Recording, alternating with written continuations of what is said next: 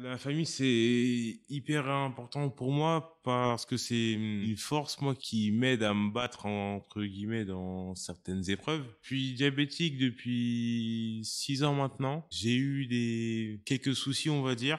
Et quand j'avais des soucis, il y avait que ma famille qui était là et ça fait beaucoup de bien.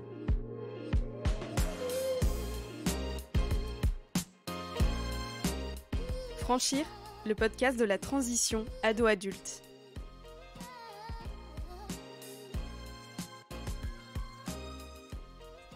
Quand Saliou m'a raconté sa maladie au quotidien, il m'a beaucoup parlé de sa famille et de ses amis.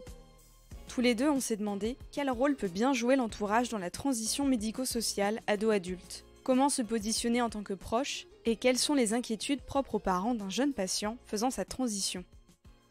C'est un sujet dont nous a déjà parlé Cornelia, qui nous a raconté sa transition réussie dans l'épisode 3. C'est vrai que c'est souvent plus inquiétant pour les parents aussi, en fait, le changement. Alors peut-être aussi parce que l'enfant, il passe d'enfant à adulte, et du coup, c'est un autre monde, même pour eux aussi. Du coup, c'est vrai que parfois, je pense que ça peut mettre aussi des bâtons dans les roues aux jeunes qui voudraient passer à l'hôpital pour adultes, parce que ils peuvent pas forcément répondre à leurs questions et à leurs inquiétudes, parce qu'eux-mêmes, ils sont pas encore passés. Les parents restent avec leurs inquiétudes et se disent c'est peut-être plus simple de rester avec le même médecin, etc., que de changer. On a voulu entendre le point de vue d'un parent.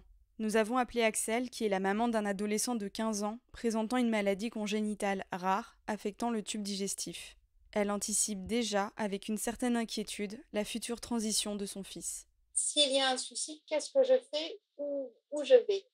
Et ce qui m'a toujours rassurée jusqu'à présent depuis la naissance de mon enfant, c'est que je savais que systématiquement, lorsque j'avais un souci, mes consignes étaient d'amener mon enfant aux urgences pédiatriques, quelle que soit l'heure du jour et de la nuit, de me présenter aux urgences avec lui. Ce qui est inquiétant dans la transition ado-adulte, c'est de perdre en fait cette sécurité, ce garde-fou. C'est ça en fait qui m'inquiète. C'est ce grand saut dans l'inconnu qui fait que, voilà, si on se retrouve avec un cas d'urgence ou une occlusion qui arrive brutalement, quel va être le délai de réponse, quel va être le moment où en fait on va pouvoir le mieux apprécier la situation et le mieux la gérer sans atteindre des extrémités qui vont l'amener à peut-être une hospitalisation ou peut-être une opération. C'est ça en fait qui m'inquiète. Et moi ça m'inquiète parce que j'anticipe tout ça, je prévisualise tout ça, tout en espérant que ça n'arrive pas. Mais comme pour l'instant c'est moi qui suis le garde-fou de mon enfant, c'est moi qui porte l'inquiétude en fait.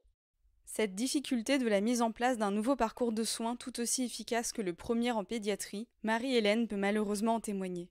Sa fille, aujourd'hui âgée de 32 ans, présente depuis l'enfance une maladie rare, un dysgraphisme de la colonne vertébrale. Près de 10 ans après le passage de sa fille en service adulte, Marie-Hélène nous raconte comment elle a envisagé ce moment en tant que mère. Donc à l'époque, on parlait pas de transition, on parlait de transfert, c'est-à-dire au moment de ses 18 ans, le service pédiatrique qui la suivait nous a indiqué un nouveau médecin à contacter donc pour la prise en charge de son dossier puisqu'elle ne pouvait plus être suivie dans le centre pédiatrique où elle était. Donc à l'époque, on parlait pas vraiment de transition, même si nous on aspirait à ce terme-là et on aspirait à effectivement être un peu mieux accompagnés, mais bon, on parlait pas encore officiellement de transition au niveau des soins et au niveau des suivis. Voilà, donc le transfert s'est passé, un transfert de dossier, donc un changement d'hôpital, un changement d'équipe. Bon, c'était un petit peu particulier et assez, je dirais, assez douloureusement vécu, de part et d'autre, c'est-à-dire pour les parents et pour les patients.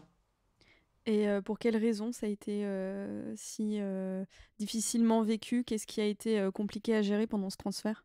On a perdu nos repères déjà, donc c'était assez déstabilisant.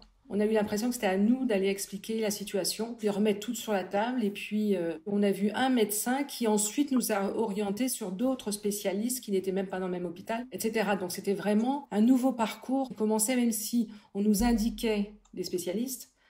Eh ben, c'était à nous quand même de prendre rendez-vous, de prendre contact. Et puis, c'était un petit peu le parcours du combattant dans ces aspects-là, quoi. D'aller prendre des rendez-vous, d'aller au rendez-vous, réexpliquer les choses, etc. Comment vous avez fait, vous, pour accompagner au mieux votre enfant? Alors, au mieux, j'ai fait ce que je pouvais, sans trop de...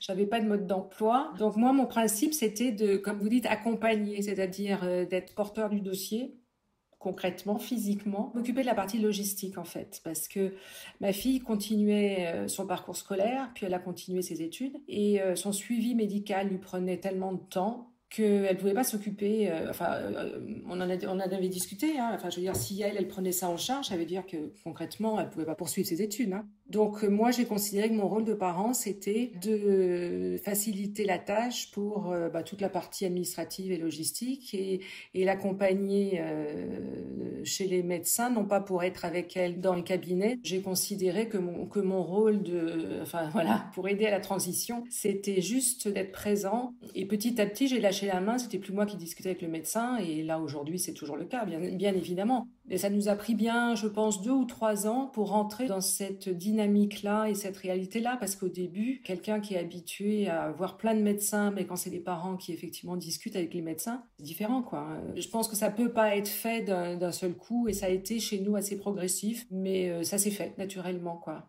J'ai l'impression, finalement, en vous écoutant, que les parents, comme leurs enfants, ils vivent la transition, quoi. Clairement, c'est un passage pour toute la famille. Bien sûr, c'est un poids pour eux, et donc on essaye quand même de soulager au maximum des démarches, en tout cas. Les problèmes de santé, ils le vivent dans leur physique. Toutes ces démarches, c'est trop. Dans les familles que je connais, les parents sont toujours là. Quand ils ne sont pas là, c'est encore plus problématique, bien évidemment. Et on voit des jeunes adultes qui arrêtent les soins très rapidement parce que c'est ingérable. Parce que ils veulent vivre en tant qu'adultes des choses qui ne soient pas que médicales, qu'un parcours médical. S'ils veulent travailler, alors là, c'est aussi un parcours du combattant dans la vie professionnelle. La santé, plus tout le reste, c'est ingérable. Donc, les parents sont dans le parcours, évidemment. Alors, à nous d'être suffisamment diplomates ou effacés, ou une situation un peu d'humilité pour pouvoir prendre du recul, être capable de prendre du recul. Mais sinon, effectivement, il y a des gens qui sont peut-être un peu invasifs dans la vie de leurs enfants, parce qu'on leur a pas expliqué qu'il fallait autrement et puis que c'est compliqué. Mais les parents sont forcément là, tellement c'est difficile. Et ça doit être dur de trouver la bonne posture en tant que parent, d'être présent mais pas invasif. Ça doit être vachement dur comme équilibre à trouver. Oui, bien sûr, oui. Mais bon, c'est à tout moment de la vie pour tout le monde, hein, parce que effectivement, il y a des parents qui restent invasifs, très maternants, même quand on n'a pas de problème de santé. Je pense que c'est une prise de conscience de chacun, c'est un positionnement de chacun. Donc effectivement, avec un enfant qui a eu une maladie ou un handicap, c'est encore plus difficile. Mais bon, à nous d'être vigilants, et bon, si on peut avoir le conseil d'autres personnes, tant mieux. Bon, nous, on avait cette conscience-là, hein, de dire, faut faire ce que l'on doit faire, mais pas plus. Bon, voilà, c'est une question de curseur pour chacun, en fait.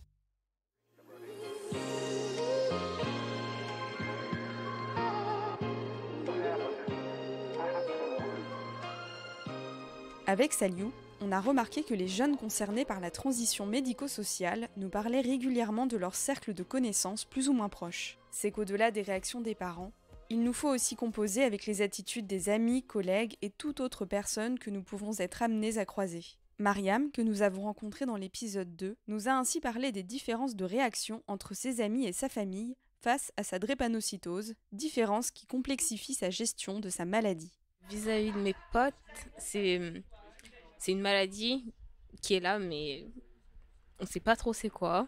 Ils savent que je suis drépanocytaire, on l'étudie aussi dans la spécialité SVT, mais dans tous les cas, ils savent, mais vu que j'ai pas vraiment de crise récemment ou que ça se voit pas, pour eux c'est juste quelque chose qui est là, mais on sait pas trop ce qu'elle a.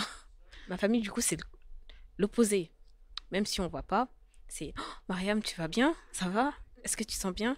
Regarde la météo avant de sortir, regarde bien comment tu t'habilles, n'attrape pas froid, sois prudente. En fait, c'est trop de protection et trop d'indifférence d'un côté. Du coup, c'est très compliqué à gérer parfois parce que si je peux pas faire certaines choses, mes amis ils vont pas comprendre pourquoi. Alors que si je veux faire certaines choses, mes parents ils vont pas vouloir, justement, parce qu'ils croient que je ne dois pas ou que je ne peux pas faire ces choses. Ouais, donc en fait, trop de protection d'un côté, enfin, ça se comprend en même temps, voilà, Ouais. tes parents, ils veulent que ça se passe bien pour toi, donc ils font au mieux. Et de l'autre côté, effectivement, tes amis, ils sont dans leur insouciance, ils se rendent pas compte que toi, tu peux peut-être pas avoir la même exactement. Ouais, voilà. Ouais, ça, c'est pas trop lourd vis-à-vis de tes potes, surtout. Je m'habitue, en fait. Ouais. C'est quelque chose qui est là, mais je peux repréciser, même s'ils vont oublier, je peux redire. Exemple, par rapport au fait que je suis musulmane, et normalement c'est le mois du Ramadan là, mais moi je ne peux pas faire du tout. Et du coup, chaque fois qu'on me voit manger, on est en mode, mais Mariam, ça fait 30 jours quand même là que tu fais pas le ramadan. Du coup, c'est bizarre. Mais je leur explique, et ça veut pas rentrer. Ouais. Et du coup, parfois, ça, c'est un peu énervant. Parce que même moi, c'est difficile pour moi, en fait, de savoir que je peux pas faire ce que tout le monde fait. En fait, du coup, ma maladie, c'est une maladie invisible, dans le sens où elle se voit pas au quotidien. Du coup, si je ne le dis pas, personne ne le saura jamais. Et c'est une spécificité de certaines maladies qui, Oui, c'est vrai, voilà. rajoute du coup tout un travail d'explication, quoi, de Oui. prévention auprès des proches. Je pense que ça a un avantage et un désavantage, du coup. Mais ça dépend des points de vue. En plus de la difficulté à gérer la méconnaissance des autres face à sa maladie, invisible elle aussi, Cornelia nous a pointé toutes les prises de contact qu'il faut être prête à faire pour se créer un nouveau réseau médical, par exemple lors d'un déménagement, une fois que la transition est entamée. Ce qui est compliqué dans la gestion des problèmes de santé, c'est pas les problèmes de santé à gérer en soi, c'est les autres par rapport à ça et le monde extérieur. C'est parce que c'est pas que c'est pas inclusif, mais c'est que les gens parfois, parce que du coup en fait comme ça ne se voit pas, hein, j'ai pas un handicap qui se voit, enfin j'ai des cicatrices pour mes opérations du cœur ou des surrénales parce qu'on me les a enlevées, mais en soi si je mets un t-shirt qui va jusqu'à là ou qui est un peu plus bas, ça ne se voit pas et ça peut faire juste effet de lumière. Ils comprennent pas à quel point c'est lourd finalement certaines choses, parce que par exemple là j'ai déménagé à Nice, on va dire en urgence, que je suis arrivée en cours d'année en master. Je déménage mes problèmes de santé avec, c'est-à-dire que je prends des médicaments à vie, j'ai des injections qu'il faut qu'une infirmière me fasse. Et c'est pas en claquant des doigts et hop, c'est bon, je suis à Nice et tout va bien. Il faut que je trouve une pharmacie qui va devenir ma pharmacie pendant la durée du séjour. Donc il faut trouver quand même une bonne pharmacie qui a l'air assez complète et compétente pour aider, parce que faut quand même que ça soit ça. Faut trouver une infirmière, donc c'est vrai que pour gérer, c'est gérer et la scolarité et les problèmes de santé et la vie quotidienne, parce que du coup faut faire les courses, à manger, etc. Ça va, mais ça peut être compliqué, c'est vrai, par moment en fait. C'est un peu la transpiration parfois, mais